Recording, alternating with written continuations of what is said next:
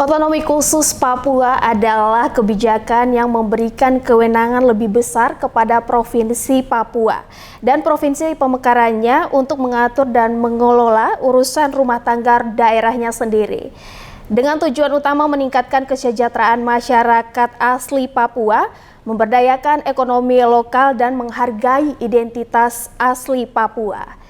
Untuk menjaga agar pengawasan otonomi khusus ini tepat sasaran, pemerintah pusat menghadirkan Badan Percepatan Pembangunan Otonomi Khusus pada setiap provinsi di Papua, di mana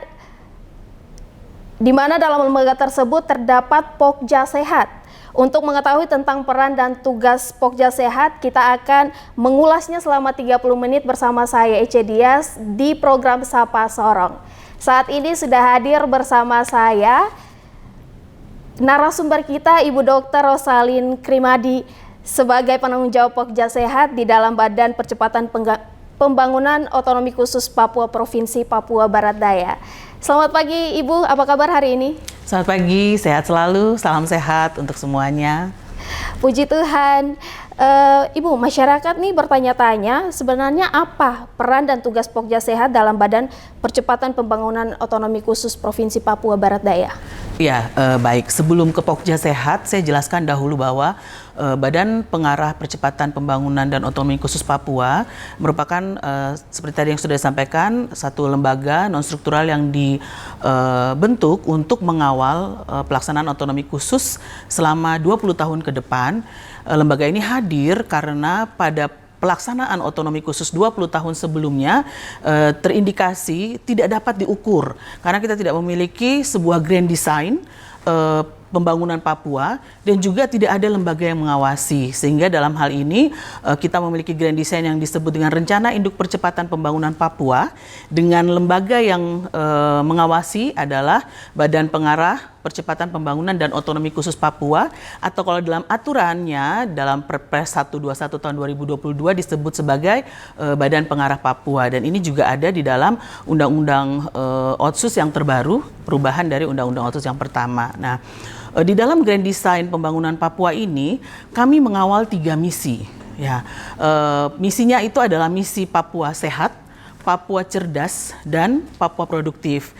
Nah, ketiga misi ini hanya bisa kita laksanakan di dalam suatu hasanah damai atau harmonisasi sosial yang kita harapkan penuh kedamaian, sehingga ada satu Pokja lagi yang dibentuk setelah itu, yaitu Pokja Papua Polhukam, atau biasanya kami lebih suka menyebutnya sebagai Pokja Papua Damai. Jadi sebenarnya ada 4 Pokja atau kelompok kerja yang bekerja secara teknis di bawah para anggota Badan Pengarah, yang diantaranya ada 3 menteri, Menteri Dalam Negeri, Menteri Keuangan, Menteri Bappenas, dan juga 6 anggota Badan Pengarah yang berada di setiap provinsi, dan di Provinsi Papua Barat Daya ini kami dipimpin oleh Bapak Dr. Andes Oto Ihalo, MA, seperti itu.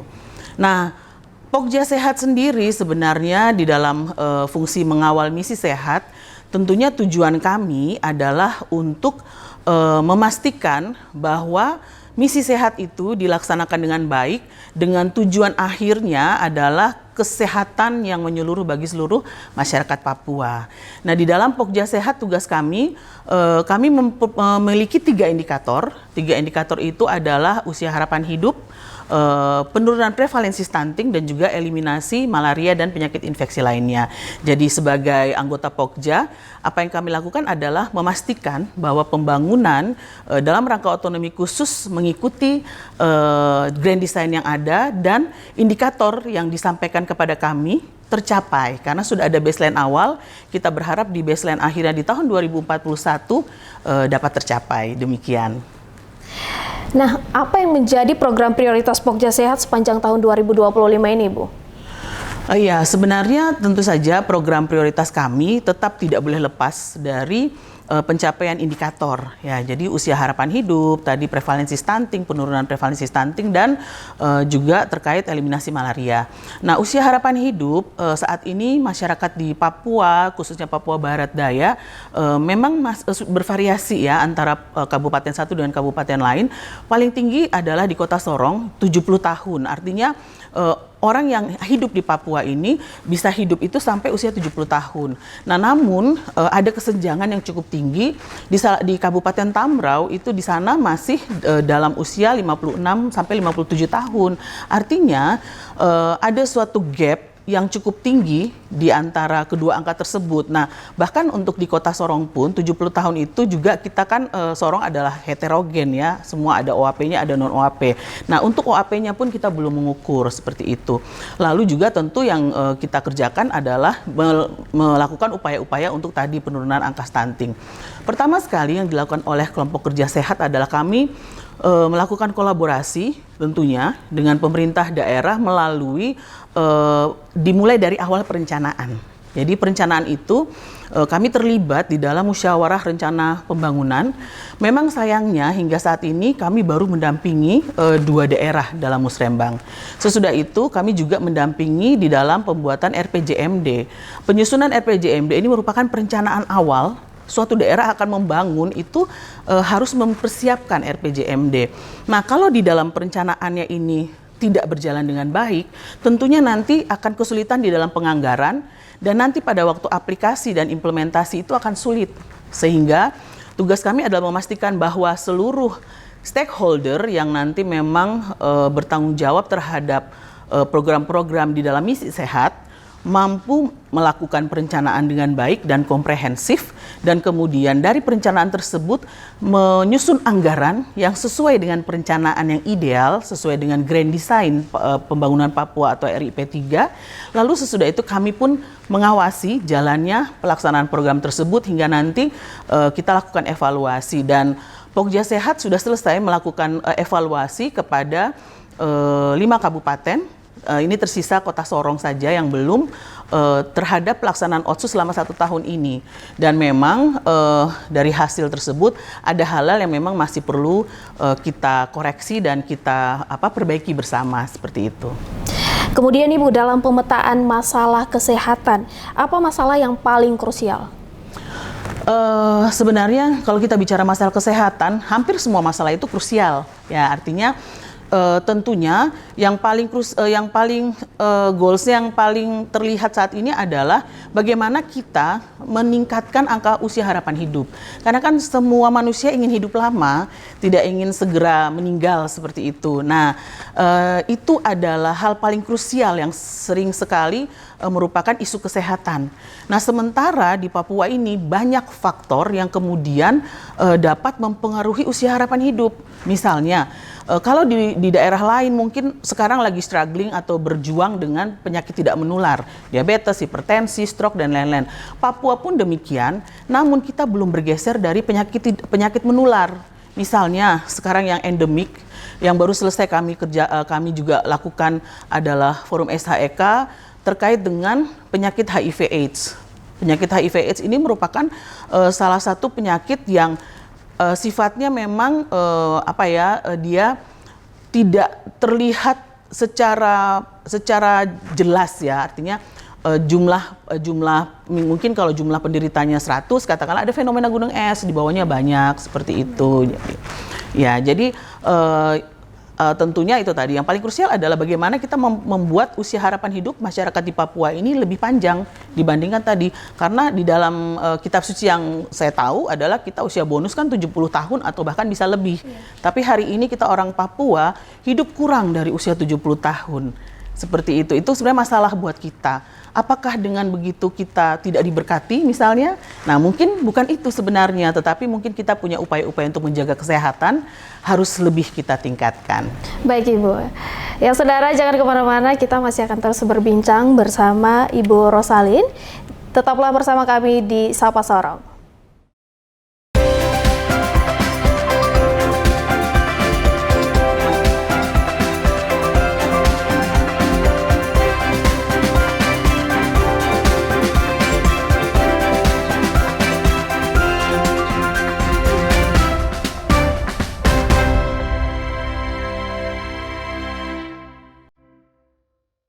Ketahui berita dan informasi teraktual seputar peristiwa terkini dari seluruh penjuru tanah air.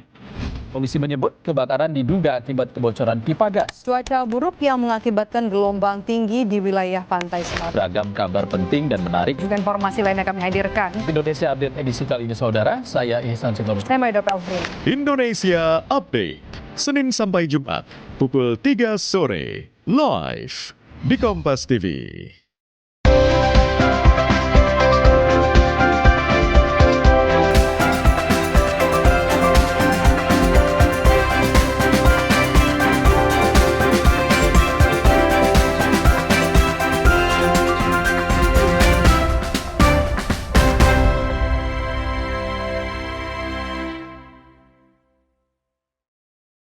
Masih bersama saya Ece Dias di program Sapa Sorong dan narasumber kita Ibu Dr. Rosalin Krimadi dari Pokja Sehat pada Badan Percepatan Pembangunan Otonomi Khusus Papua, Provinsi Papua Barat Daya.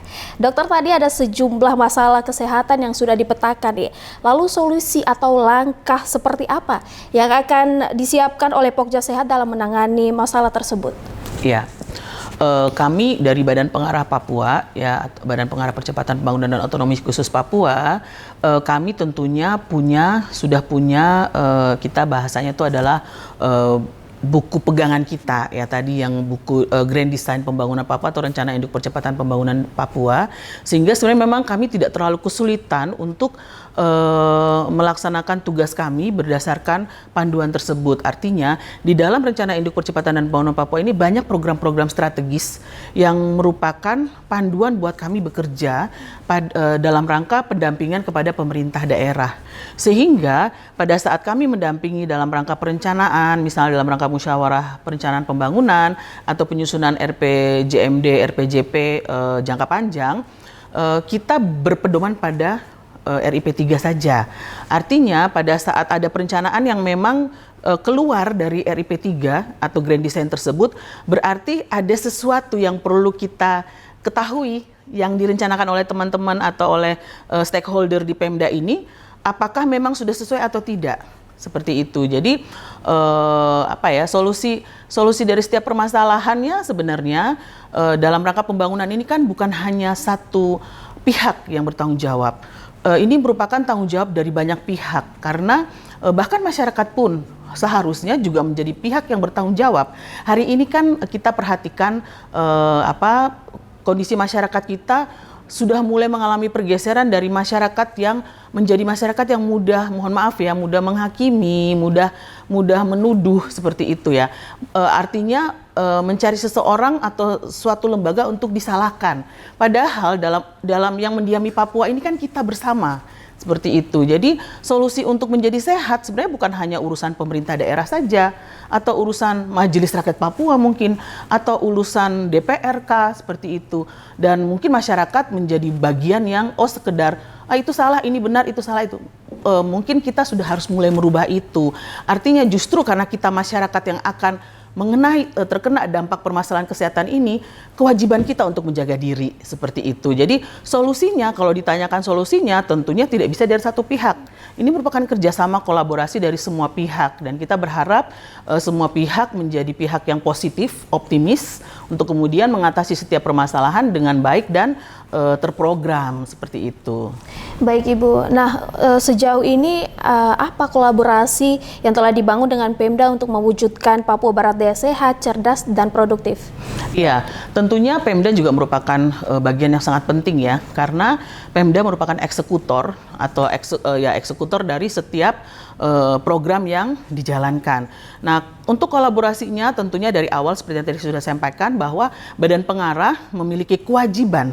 Ini kewajiban untuk mendampingi pemerintah daerah di dalam melaksanakan tugasnya, terutama di dalam perencanaan, penganggaran, dan juga implementasi.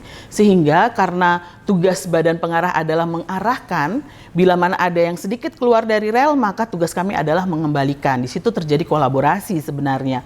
Sehingga kami berharap bahwa Pemda dapat melihat ini sebagai hal yang positif, bahwa tugas Badan Pengarah itu tadi, bila mana ada sesuatu yang keluar dari rel, maka kami mengembalikan ke rel. Tujuannya apa? Supaya jangan sampai ada yang tidak akuntabilitas kita itu terjaga dalam waktu bekerja, dan juga masyarakat merasa puas terhadap apa yang dihasilkan oleh pemerintah kita sebagai wakil yang bekerja dalam mewakili masyarakat dalam pembangunan seperti itu. Jadi kolaborasi yang kita laksanakan seperti itu, dan tentunya bukan hanya dengan Pemda, namun Badan Pengarah Papua itu di dalam PP 107 tugasnya adalah pengawasan, menjadi koordinator pengawasan.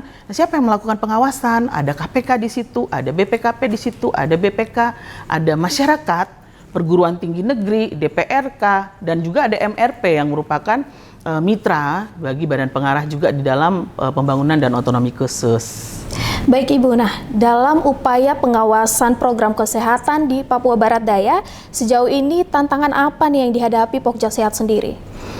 Ya, sebenarnya kalau masalah tantangan itu, saya pikir terutama di dalam tugas kami untuk melakukan pendampingan ya. Mungkin ada pihak-pihak yang belum memahami tugas kami seperti itu, sehingga tentu ada penolakan misalnya seperti itu. Namun sejauh ini saya melihat bahwa mitra atau stakeholder yang memang terkait dengan kami dan berkolaborasi sampai hari ini cukup welcome, cukup menyambut, dan kami bisa melaksanakan tugas-tugas kami dengan sangat baik seperti itu. Tentunya banyak hal misalnya yang ya kita tidak bisa menampik ya, banyak berita-berita memang mungkin yang kesannya miring atau menuduh, accuse seperti itu. Namun saya pikir bahwa tantangan seperti apapun kalau kita hadapi dengan optimis dan kita positive thinking, pasti bisa kita atasi. Dan Pokja Sehat pun sebenarnya saya nanti tidak akan bekerja sendiri, saya akan memiliki mitra di dalam Pokja Sehat, karena dalam satu kelompok kerja kami nanti ada 5 orang. 1 orang yang merupakan koordinator dan 4 orang lainnya adalah tim kerja. Tapi semua setara dan kita bekerja sama, sehingga ada tantangan ya saya yakin kami juga akan mampu melewati seperti itu. Ibu, selain tantangan tentunya ada capaian di tahun 2025 ini. Apa capaian yang berhasil dilaksanakan di tahun ini, Bu? Iya, tentunya yang pertama adalah kita melihat lagi kembali kepada indikator. Ya, hari ini Papua Barat Daya dan indikator kita sudah mulai bergerak menuju ke arah yang positif.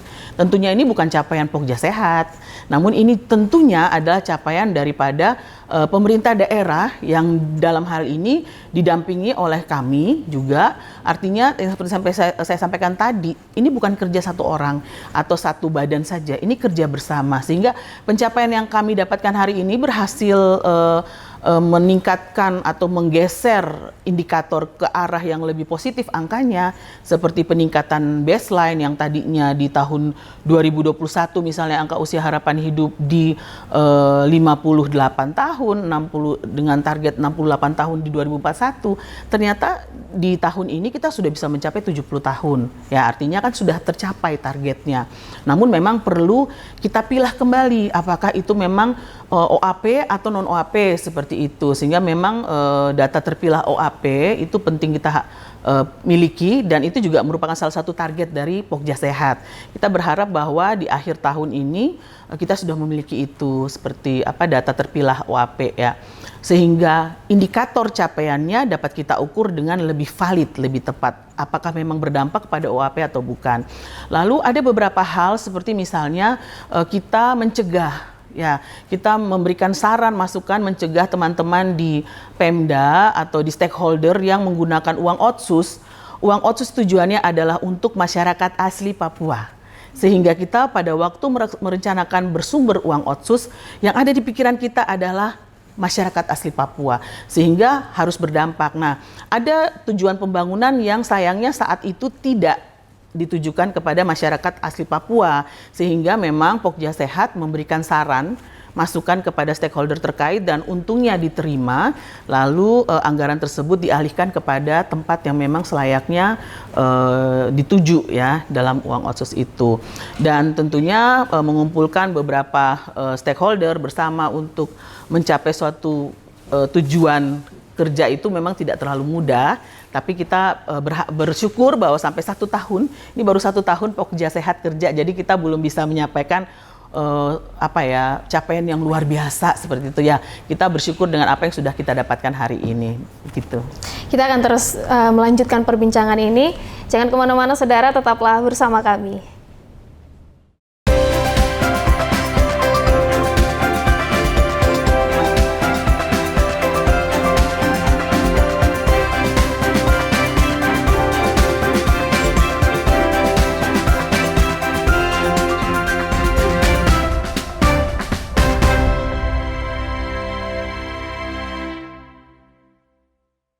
Rekaman CCTV yang memperlihatkan detik-detik penemuan jenazah diplomat Kemlu.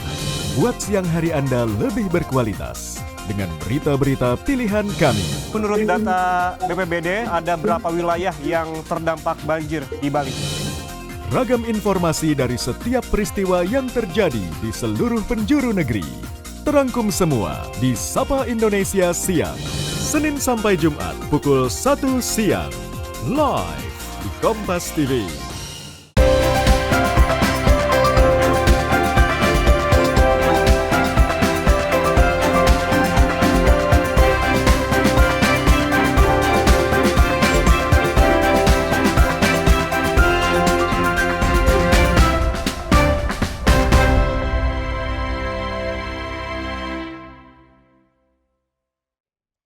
Saudara, tadi ada sejumlah program yang telah dijabarkan oleh Pokja Sehat.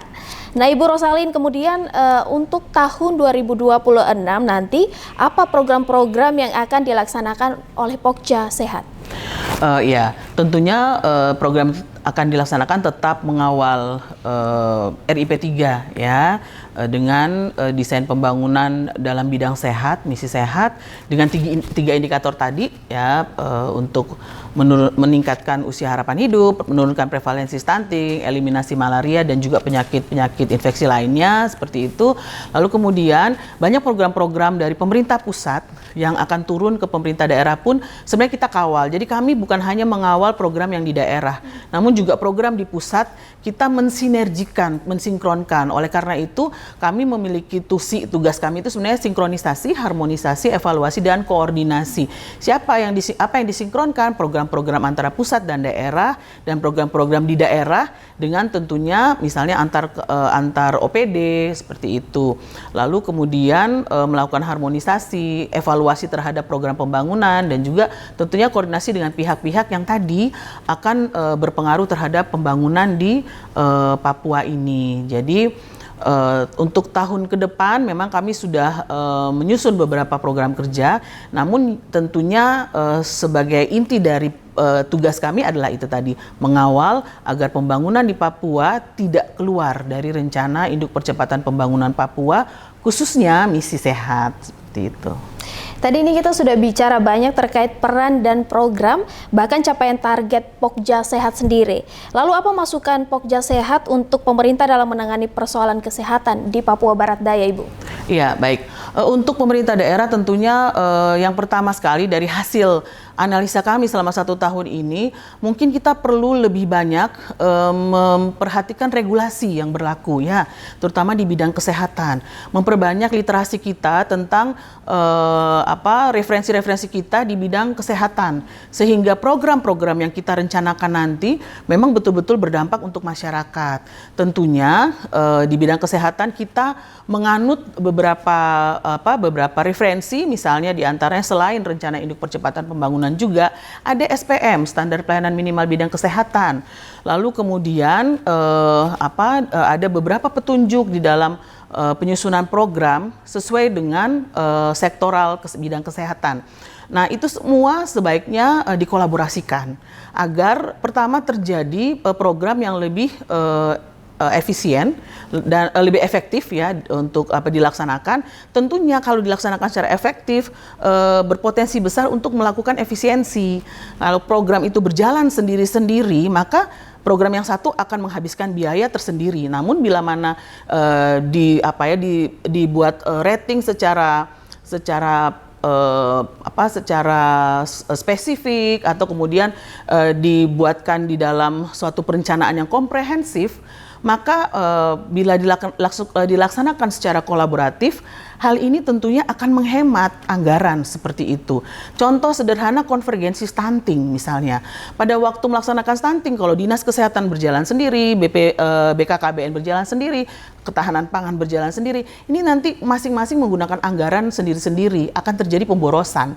Namun bila konvergensi dilakukan bersama-sama, tentunya akan terjadi kerjasama, ambilnya dari sini berapa, sehingga terjadi yang disebut dengan penghematan seperti itu, efisiensi akan terjadi. Kira-kira seperti itu. Kemudian peran yang diharapkan dari masyarakat dalam mewujudkan Papua Barat Daya sehat, cerdas dan produktif. Silakan Ibu. Ya, ini sebenarnya yang paling penting ya. Hari ini masyarakat sebenarnya justru memiliki porsi terbesar dari keberhasilan pembangunan dan juga di dalam otonomi khusus. Jadi sebenarnya kalau mau dilihat bahwa kalau misalnya Otsus ini tidak berjalan dengan baik, maka kita sebagai masyarakat sebenarnya juga memiliki porsi tanggung jawab yang tidak kalah besarnya dibandingkan stakeholder yang lainnya seperti itu. Sehingga memang untuk masyarakat kami sangat mengharapkan untuk bisa berpartisipasi secara penuh terhadap melaksanakan misi sehat ini. Contoh sederhana, lihat dari lingkungan kita saja, di sekitar kita misalnya, menahan diri untuk tidak membuang sampah sembarangan di lingkungan kita, apalagi yang misalnya hidup di pinggir kali seperti itu adalah satu kontribusi besar, artinya tidak akan terjadi penumpukan sampah dan Pemda tidak akan kesulitan untuk menganggarkan untuk pembiayaan pembersihan sampah. Nah, anggarannya mungkin bisa digunakan untuk yang lainnya seperti itu. Lalu kemudian pola makan, ya, jadi cara pola makan kita, makan hasil-hasil lokal misalnya, seperti itu. Tentunya kalau di Papua ini lebih sehat. Ya, karena jauh dari processing pengolahan beberapa kali seperti itu.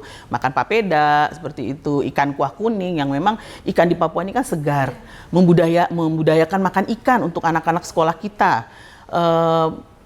Dalam program makan bergizi gratis misalnya memanfaatkan pangan lokal yang ada di sekitar kita. Seperti itu juga merupakan salah satu upaya masyarakat sebenarnya yang bisa membantu di dalam menjaga kesehatan dirinya. Nah, kalau dari awal sudah sehat, tidak perlu ke puskesmas, tidak perlu ke rumah sakit kan. Akhirnya biaya-biaya yang nanti digunakan untuk membangun puskesmas, untuk membangun rumah sakit. Nah, kalau masyarakatnya sehat, anggaran itu justru bisa digunakan untuk memberdayakan masyarakat misalnya seperti itu. Jadi masyarakat memegang porsi yang sangat besar di dalam pembangunan bidang kesehatan ataupun bidang apapun dalam rangka otonomi khusus seperti itu. Jadi bisa dibilang masyarakat ini lebih membantu ya. Oke. Nah, saudara, demikianlah bincang-bincang kita bersama Pokja Sehat dalam Badan Percepatan Pembangunan Otonomi Khusus Papua, Provinsi Papua Barat Daya. Semoga upaya dan peran pengawasan dapat mewujudkan Papua sehat dan Papua produktif yang sudah disampaikan tadi oleh narasumber kita, Ibu Rosalin Krimadi. Dan akhirnya saudara, terima kasih atas waktunya Ibu. Sama-sama. Dan saudara, saya Ece Dias bersama seluruh tim redaksi yang bertugas pamit undur diri. Sampai jumpa. Kompas TV, independen, terpercaya.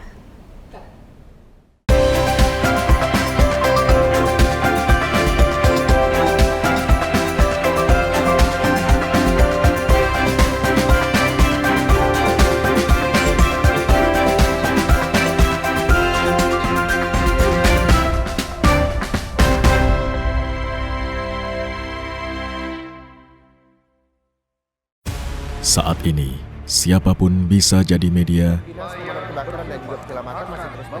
pemengaruh, bahkan pendengar. Tapi kebenarannya, dapatkah dipertanggungjawabkan? Percayalah, hanya pada sumber independen yang menjunjung tinggi prinsip jurnalisme dalam setiap tayangan terbaiknya.